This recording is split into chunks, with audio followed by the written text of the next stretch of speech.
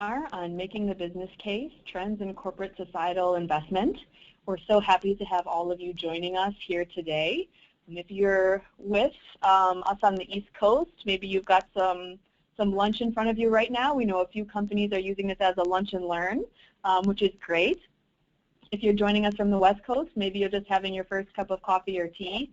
And if you're in the Midwest, my home, or Southwest, anywhere throughout the country, go ahead and have that second cup of coffee, settle in, and enjoy all the latest trends from CECP.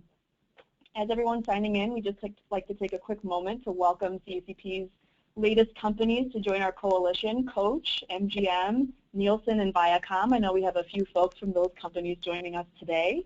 So we're so thrilled to have this chance with all of you to share some trends, which were first released at the CECP Summit and now brought to your desktop. Just a couple of housekeeping items. We are going to use some polling throughout this session. We've got 4 polls. We also would like you to use the chat function profusely. So talk to me. Use that chat function. Respond to the trends that you're seeing, either with an example of how that's playing out at your company or not. Ask a question. Share an example from another company that you admire. All of those things are welcome and needed. So we'd like to take a moment as well at the outset here to thank and acknowledge our friends over at the Conference Board who we do the survey and giving in numbers in association with for several years now. So thanks to that whole team, and we know many of our companies work with the Conference Board and CECP. So as I said at the outset, these trends were actually first released at the CECP Summit, which was this past May here in New York City. And while we're speaking of the summit, I would just like to take a quick second to let everybody know that in addition to the chance to hear this presentation today, you can go on to CECP's website, click on the Events tab, and go to the Summit homepage and pull up all kinds of other resources from the CECP Summit. While we're here, I'll take a quick moment to also mention the fact that there's a lot of other events happening at CECP. If you click on Events and then go to the tab for Additional, you can actually see that we've got another webinar coming up this August on inclusive economies. If that's a new term to you, a new concept, even more reason to join that webinar and learn about something new in the quiet month of August here in the U.S.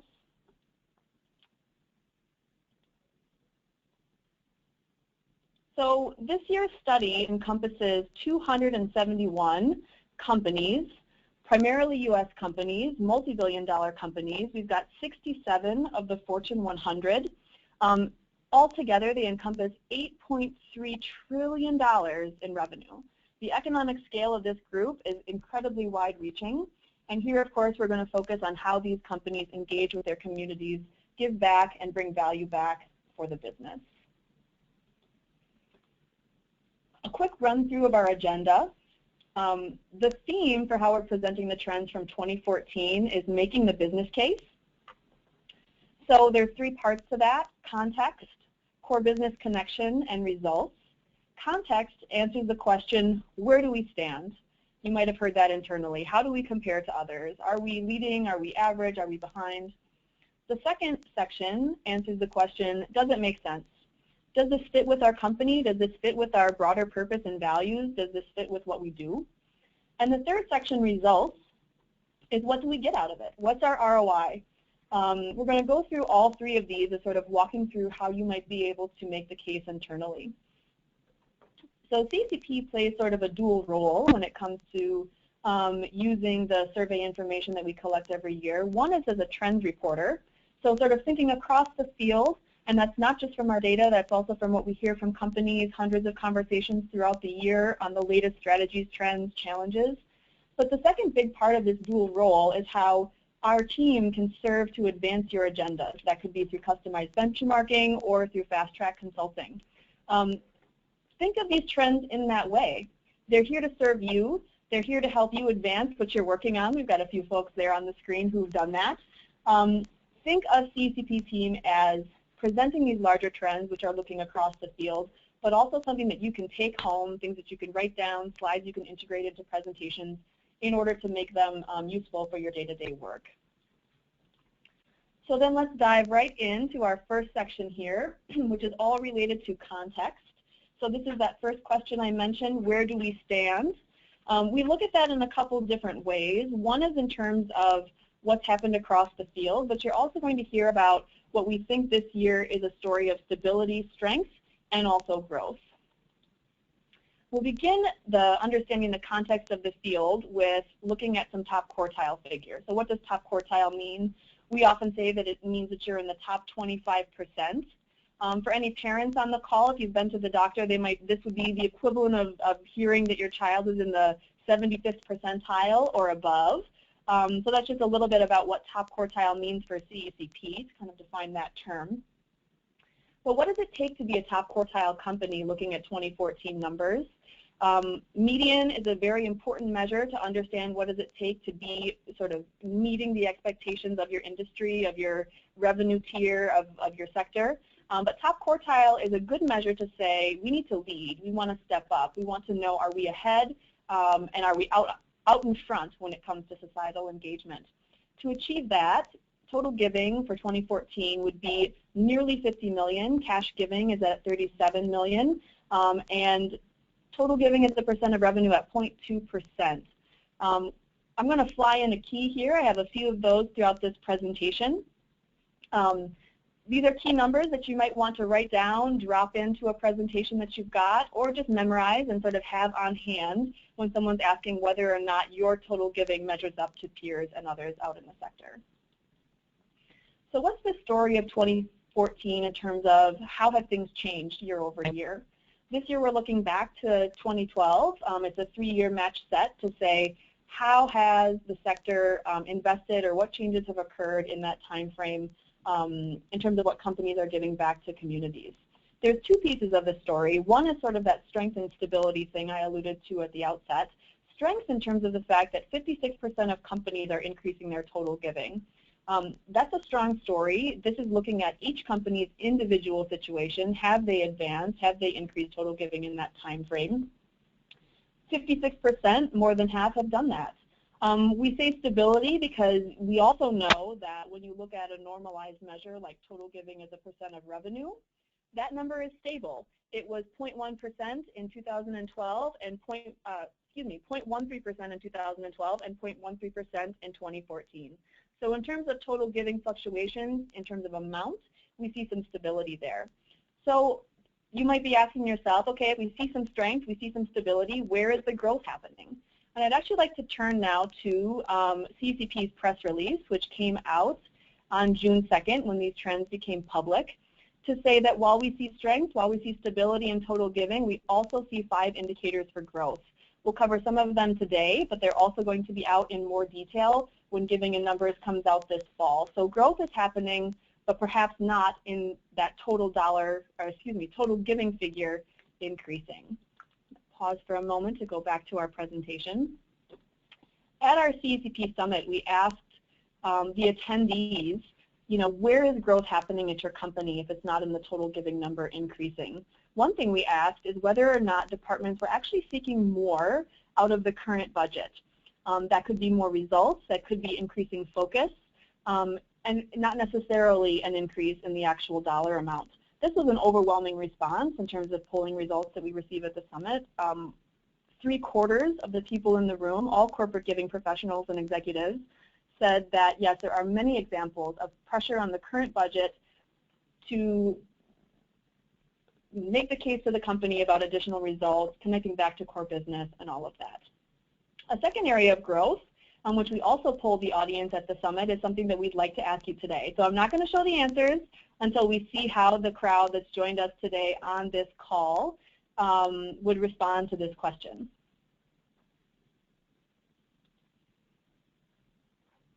So this poll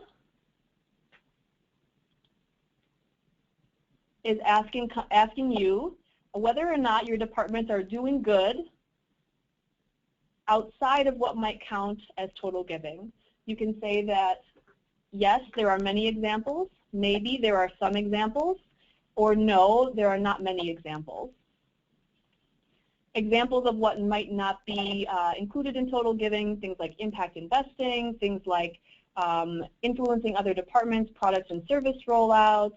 It may be collaborations with other departments on things like adding charitable giving into a credit card product. there's a variety of ways that companies have come to CECP over the past year in our survey cycle to say that they're doing some innovative new program and whether or not that might count within total giving. So I'm going to close the poll. I'm going to share the results for everyone. We've got an overwhelming response that yes, there are many examples. 71% of you on this call today are saying that you see this happening. This is a fact. There are examples. It's not about a belief or agreement with the principle, but that there are true examples that you're seeing out in the field. Okay, so now we'll head back to the presentation. Let's see. And how that compares to what we heard at the summit. And what we heard at the summit was a similar answer in terms of the majority of companies landing towards there being yes, many examples, but perhaps not as strong as those of you on the call today. So 49%, nearly half, saying that there are many examples, and then some in the middle saying that they see some examples of this practice happening. So that's an exciting area for growth and something that we'll definitely be diving into giving in numbers for the coming year to see what that looks like.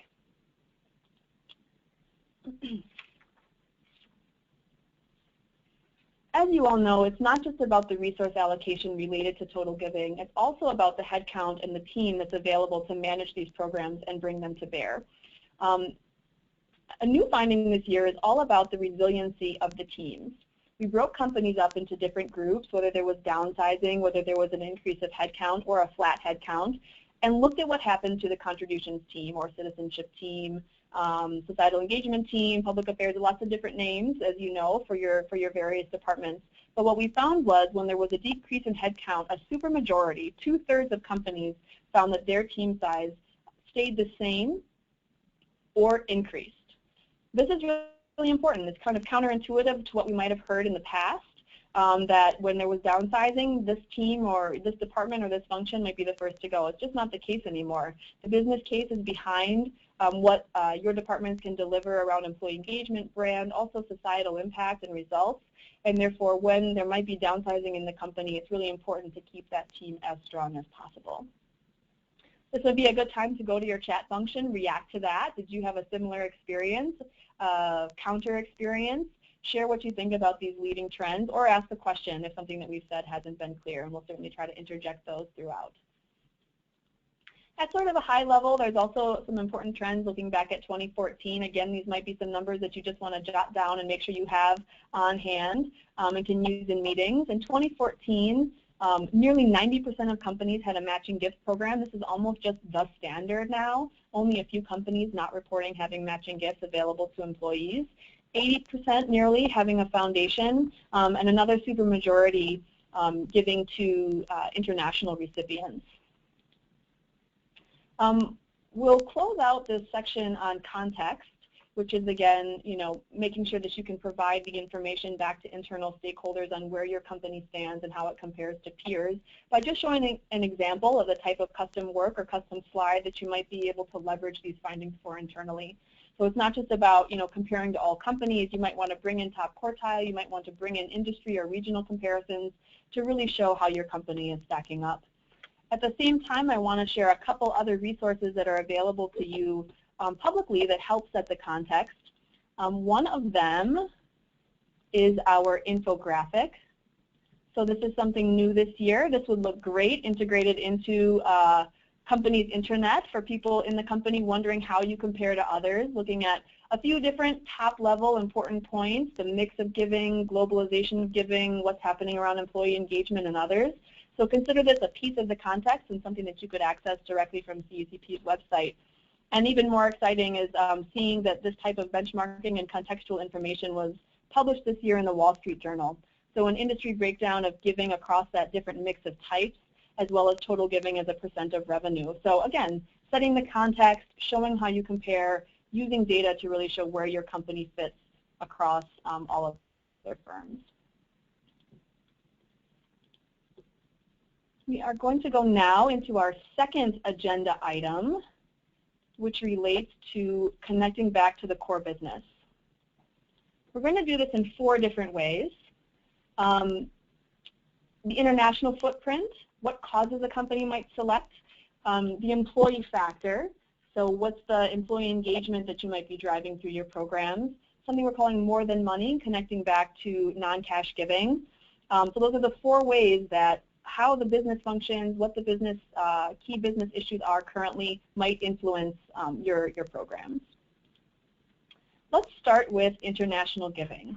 So the corporate footprint across the globe can have major impacts on how you might be engaging with societies where there's employees, where there's operations, where key customers are. We find that companies need a proof point to put alongside whether or not and how much of their giving should be going outside of their corporate headquarters country. We do that in, I'll use an example actually to talk about how to use this chart. So we'll talk about Medtronic, a company I think of when it comes to global giving. They would place themselves in terms of international revenue. So the company's revenue sources are coming nearly at 50% from outside the U.S. So they are in the high to mid-tier right here in the middle of this, so the 35 to 50% category. And then they're going to look and see, well, what would be a typical international giving percentage for those with a similar international revenue?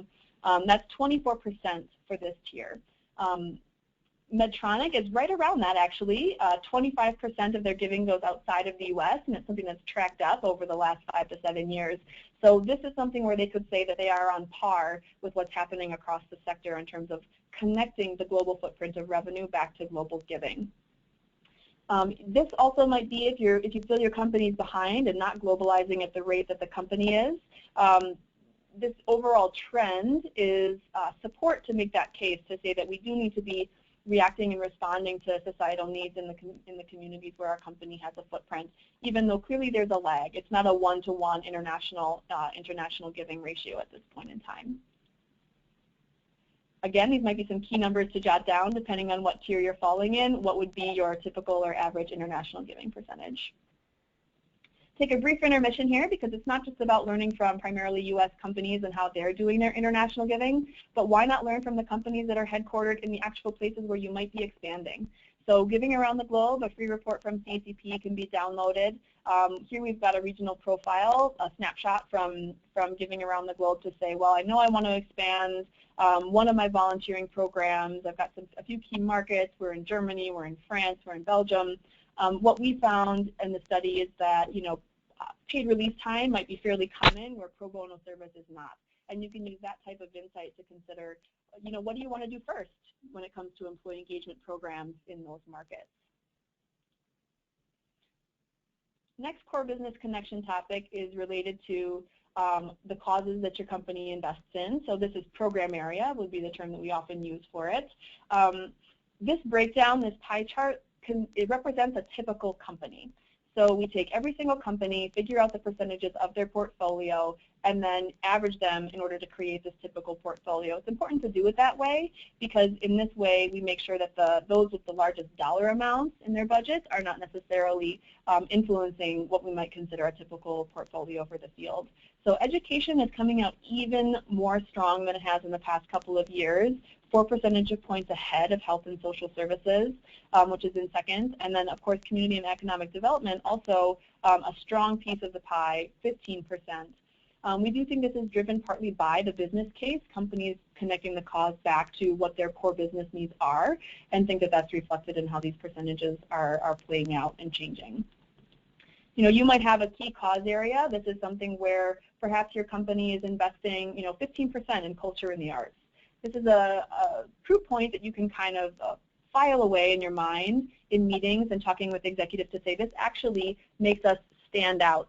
This is a unique thing about our company. This is one way that we're really leading and stepping out from what the typical company is doing to give back to communities. Going one step deeper from those large categories, we can look at the focus areas that companies are identifying as their key areas for investment. We did some analysis. This is actually a free text field on our survey, so companies can type in whatever they want. To see a few areas, we tested a few different areas that we hear questions about and wanted to look and see how has that played out over the past few years. Are there increases? Have they stayed the same? STEM education, incredible strength and growth there. Nearly a quarter of companies citing that as one of their key cause areas. Employability and workforce development, I think, is probably a response to unemployment residual from the Great Recession. But I mean, workforce development is a long-term cause many companies have invested in, but that new term employability has been popping up more and more. Cancer response, we picked that as an example of companies identifying a particular chronic illness or disease in order to have a greater impact. Often that happens because the company might have some specialization in a particular health issue, but also because they are interested in being able to track results in a real way, and identifying one particular illness, chronic illness, disease, or epidemic is a way to say and really track whether or not you're moving the needle on an issue. And finally, veterans, an increased focus for the corporate sector on how they can respond to the needs of the men and women of service in our country. We thought we'd take a deeper dive on a couple cause areas that we know raise a lot of questions for companies in our set. One is higher education. The story here is one of growth. So it's certainly something, you can use that chat function, provide any comment. If you've been receiving a lot of additional requests from universities, colleges, higher education, we've heard of some cool programs of companies partnering with community colleges related to the employability cause area that we talked about, but definitely an increased direction with investments in higher education from companies. We heard at the summit that actually this is directly related to connecting back to core business needs. Companies are seeking to very directly build their career pipeline for the future. Disaster relief, in terms of trend, we've got an opposite story here, that things have actually been on the decline. We're going to write more about this in Giving in numbers, but you can see that the numbers are down. There's a few reasons for that. We're pulling in some external data to talk about the number of disasters, which is one way to explain it. Of course, in the U.S., 2012 was Hurricane Sandy. Another reason with our primarily U.S. set that there might have been a spike in that particular year, but it's also connected back to business case. As companies have really aligned pillars and cause areas back to the business, it becomes more difficult for them to be reactive and responsive to all the different places where they might want to be, and even where the need is extremely great. Brief intermission. We want to never forget the companies that provide the additional support we need to do this type of in-depth research. So Newman's Own, PwC, Travelers, we want to thank them for being our sponsors for the Giving in Number 2015 edition. If you'd like to see your company's logo on a slide like this for perhaps a variety of different initiatives that CECP is doing, we're growing right now. And of course, we need the support behind it from our set of companies to make them happen. So we've got a contact person, Jennifer Chen, here. If you are interested in that type of thing, certainly let us know. We're moving into the next topic area when it comes to core business connection, and that is what we're calling the employee factor. So when it comes to business results, probably the first thing we hear is employee engagement, increases in employee engagement. For us, that's broken into two categories, volunteering and matching gifts. We're going to start with volunteering. So how can you make the business case? There's lots of different ways you can do that internally, but one other strong way to do that is to bring in research from academic institutions or other initiatives outside the company to show that there is strong proof and data behind why a company might invest and increase their investment around volunteering.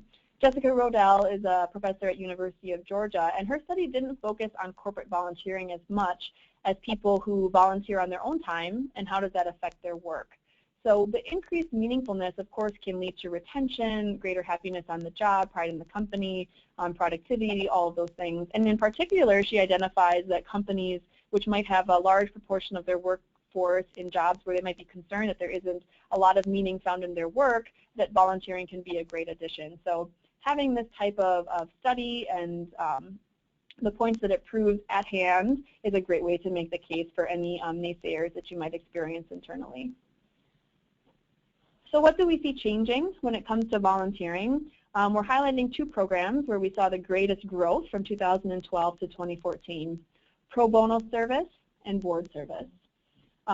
We think that there's a connection here with a greater desire for skills-based volunteering. We know that the push for that can happen from two directions. One is your departments seeing that there's a lot of value being left on the table and that your employees have so much more to offer to the nonprofit partners, and also from employees who may have done some more hands-on volunteering opportunities and they want to do more and are demanding it of the opportunities that you might be connecting them with. We'd also just highlight that board service is a very common program, but I think that there is increased attention on it. In fact, we saw a piece done together with Credit Suisse that was in the Stanford Social Innovation Review that everyone should check out.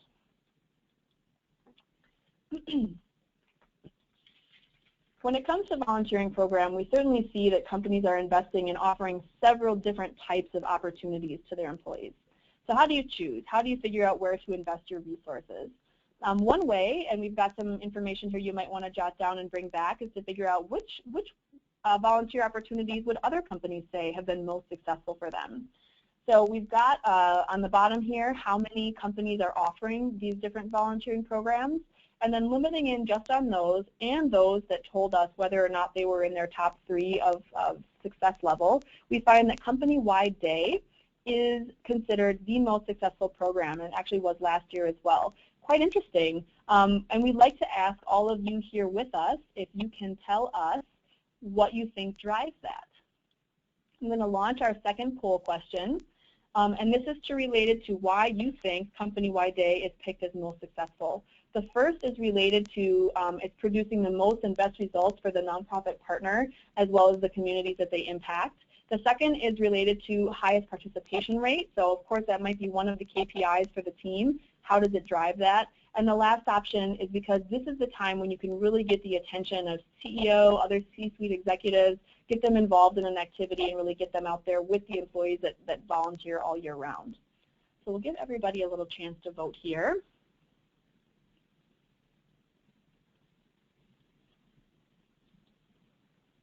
Okay, I'm going to share the results, and we see that this is a driver of participation rate. 60% of respondents use company-wide day, and of course it's not just a day, it's sometimes a week and a month, but a certain time of year when you're really rallying employees and getting as many of them as possible involved. But also, you know, a fair showing for bringing CEOs, senior level executives on board with the volunteering programs. So thanks for providing that insight.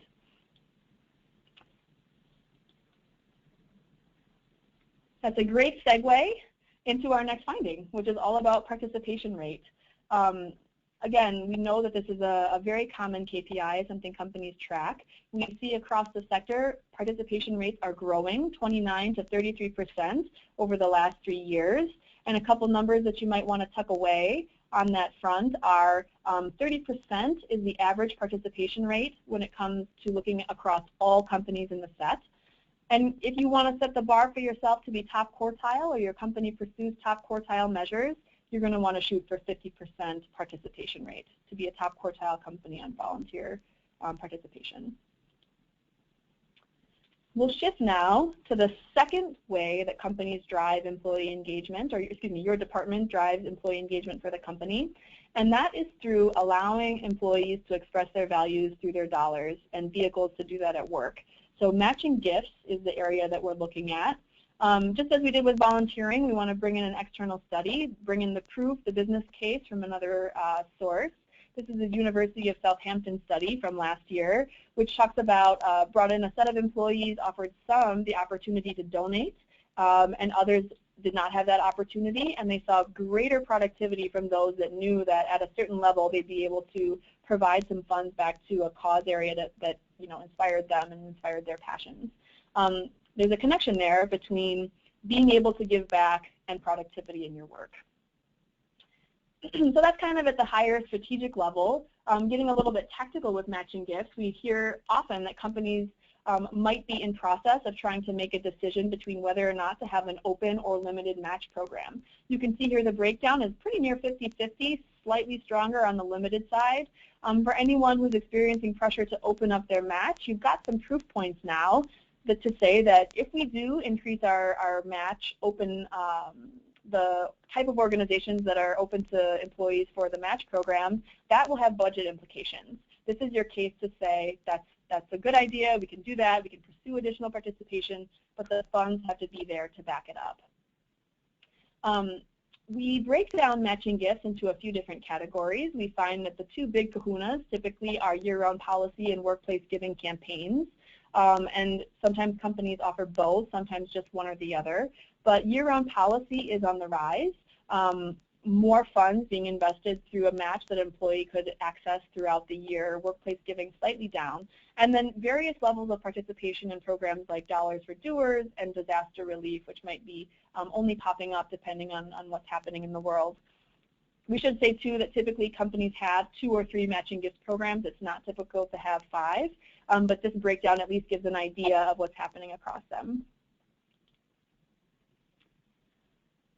Thinking about that change of year-round policy increasing is sort of reinforced by this finding. So this isn't matching gifts. This is employee giving as a whole. Often has a match, but not always. And what we're finding here is that the dollars going through payroll has actually declined. At the same time, the number of organizations is on the rise. So what that might mean is that employees are making smaller donations to more organizations, and maybe seeking to provide, a blend of ways that they give back, dollars as well as time and skill. Again, on the tactical operational side of matching gifts, which we know is always a big lift for companies to manage these type of programs, choices have to be made in terms of how these programs will be managed. Will it be through corporate dollars? Will it be through the foundation? Traditionally, there was often thought that foundations were the home for matching gifts. You can see now, in the numbers, it's still leading, but there's a fair split of companies who manage their entire matching program through corporate dollars, 86 through the foundation, 76 through corporate. When companies blend the two, they seem to have the larger budgets for matching. So it might be that the program grew and an additional way to bring that budget on board was done through not just using the foundation, but also bringing in some corporate cash. Again, some numbers that you might want to have on hand. When a new program comes on board, you've always done everything through the foundation, but might be trying to make the case to do that through a different budget. Or, that blended budget does typically indicate, the blended funding through corporate and foundation does typically indicate larger budget and something that you can have some proof points behind if you have to make that case. So I'd like to pause really quickly here to do another poll question. Employee giving is a very common question we hear from companies thinking about driving participation, the different changes that can happen with that whole area of work, how it can drive employee engagement as a whole. And so we'd like to ask you, it's a question about your priorities. What's taking up the most of your time when it comes to employee giving right now? Is it driving participation for the employees that are already eligible? Are you experiencing pressure to expand employee giving so more employees will be able to access the programs? Or is it really about efficiency? A lot of conversations that we have around employee giving and matching gifts do orient towards operations and thinking about how to better manage those. So that might be the key driver that you're experiencing at your company. Give a couple more seconds to vote. Our webinar software should have some Jeopardy music for you all. Okay. So let me share those results.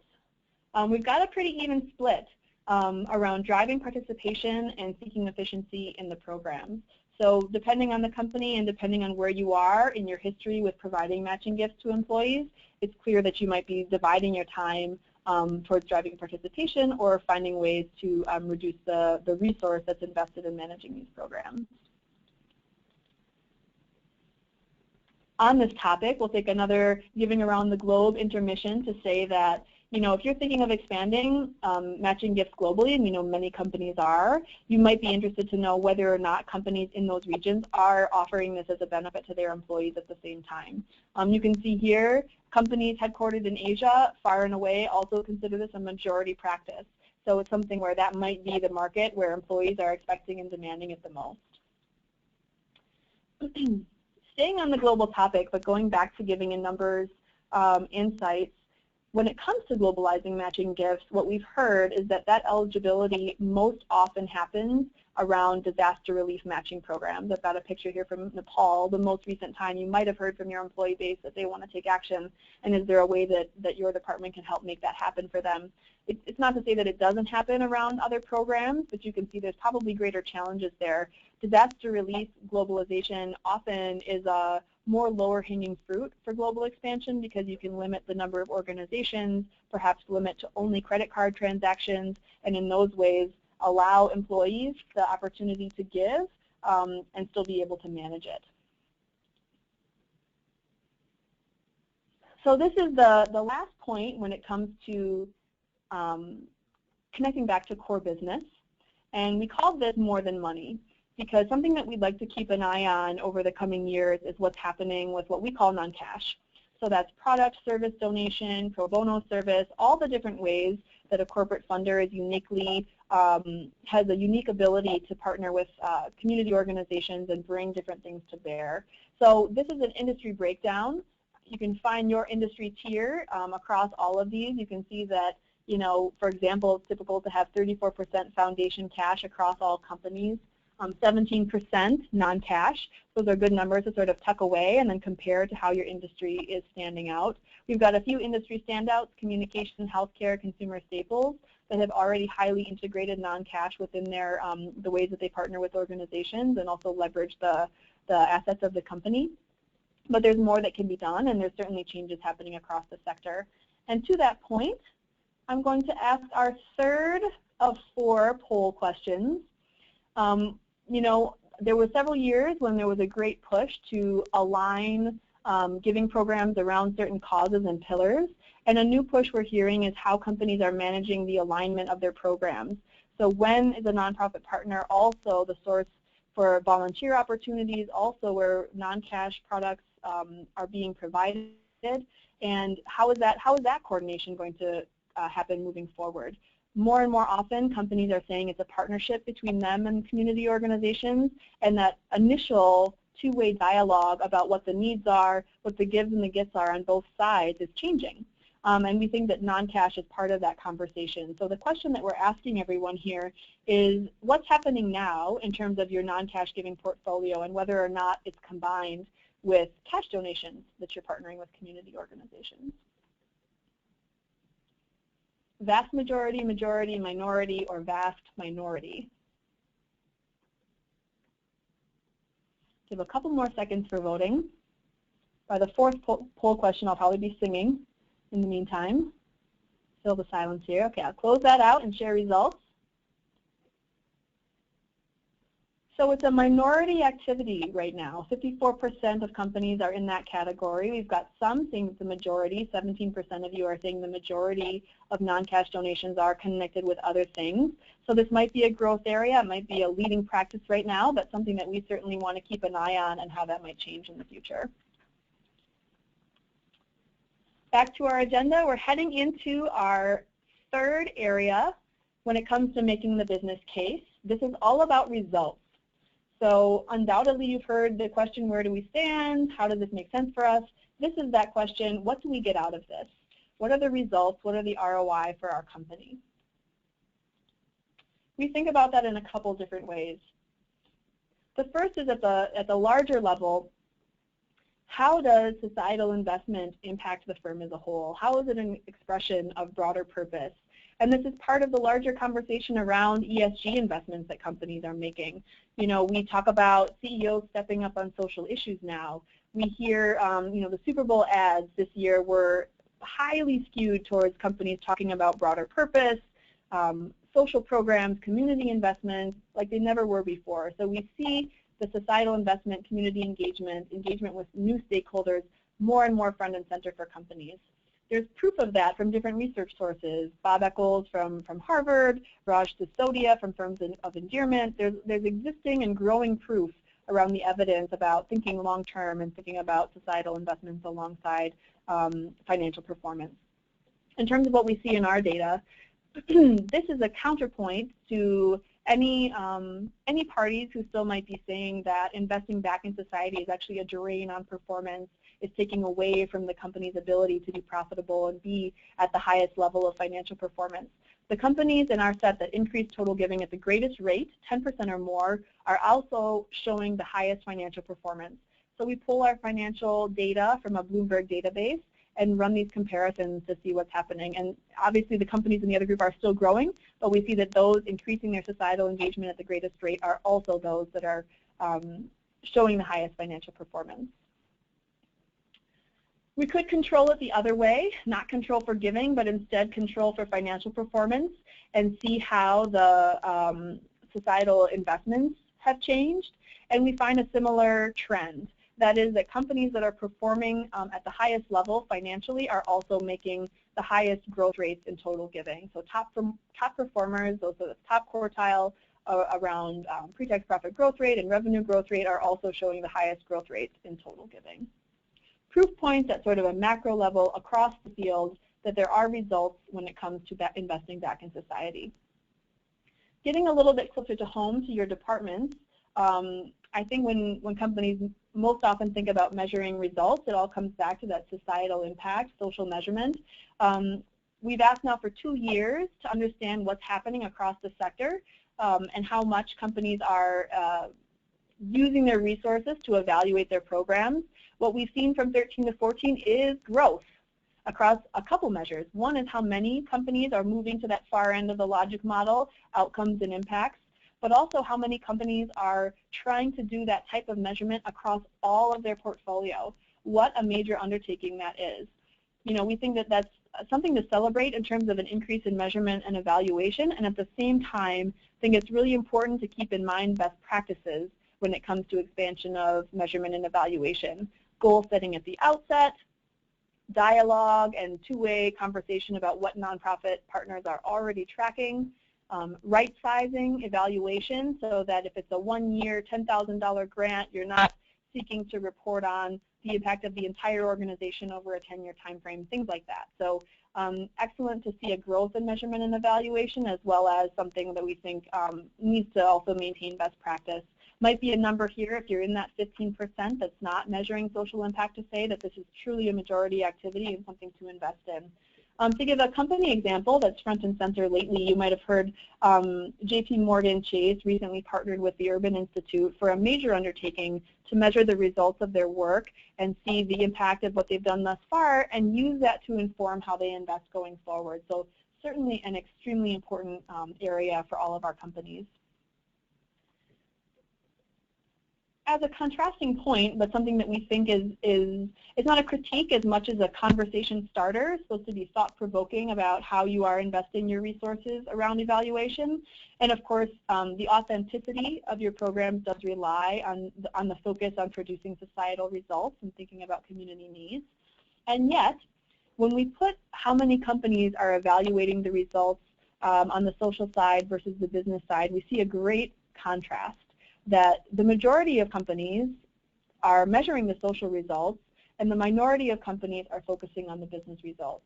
So we think there's an opportunity here, especially for internal audiences, to think about what are the resources that you can now tap into, probably partnering with other departments like HR or marketing and communications to think about measuring the results on the business side. Some examples from companies for those that are measuring the business value of volunteering are looking at the rates of retention and promotion among employees that volunteer, and also using existing surveys to see how many employees that are volunteering are actually increasing their scores in terms of how they view the company positively, pride in the company, and things like that. So an opportunity area, we think that is an important area of discussion for the field, and certainly CECP as we go forward with thinking about standard scorecards and business results and metrics, something that you'll be hearing more from us about.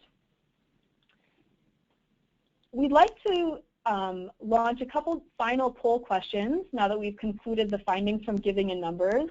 This is part of a new effort that CECP is conducting called CECP Engage in order to open up a feedback loop, hear from our companies, and use that to inform how you and CECP together can advance your agendas for the field. So the question here is on a 10-point scale, does giving and numbers change how your company invests in societies?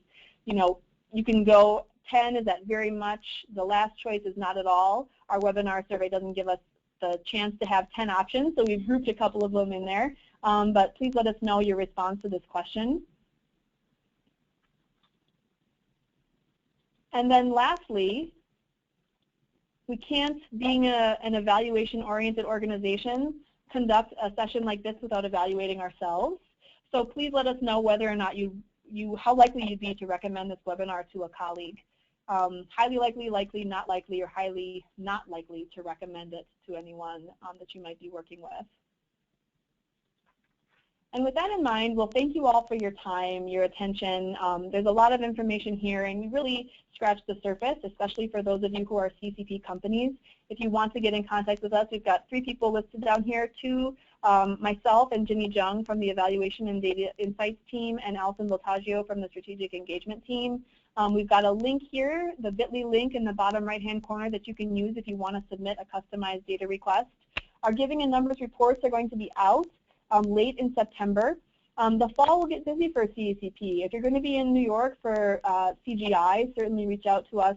We're going to have an event, a cocktail happy hour. We'll be in California in November for the Social Innovation Summit, and at the same time be convening some utilities for an industry roundtable while we're there. So trends is one way we can help. Custom benchmarking is one way we can help, but there's even more convening power and trends reporting that CECP can do for you. So we'll thank you for your attention, and we'll let you have 15 minutes back for your afternoon. Thanks, everyone.